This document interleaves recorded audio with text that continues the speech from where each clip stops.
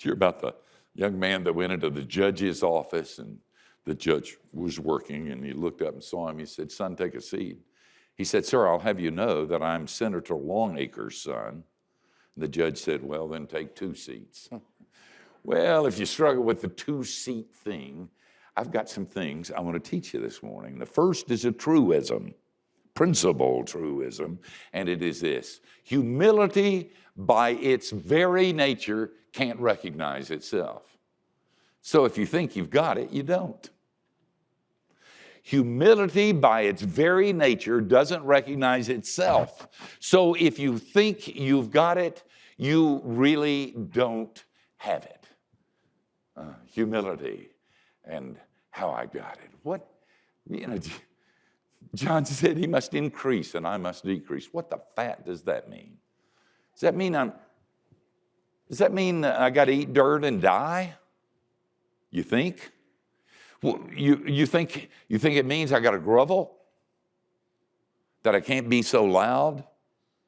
That I can't confront? I can't speak truth? Like Honey Tree, one of the early Christian singers, sang, "I'll just sit here in the hall waiting for him to call, wringing my hands together and telling the world that I'm a worm." Is that what humility is?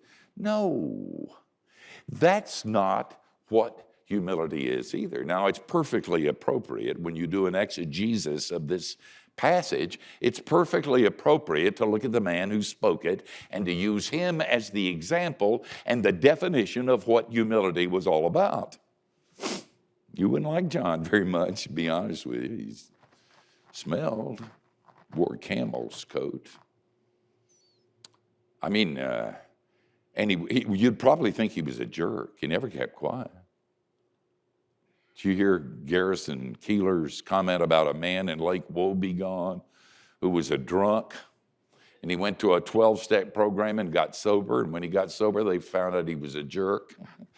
And there was no 12-step program for being a jerk. I mean, that's what you think about John. He ate grasshoppers and honey. Now, I don't care how much honey you put on a grasshopper. I still don't think it's going to make it that good.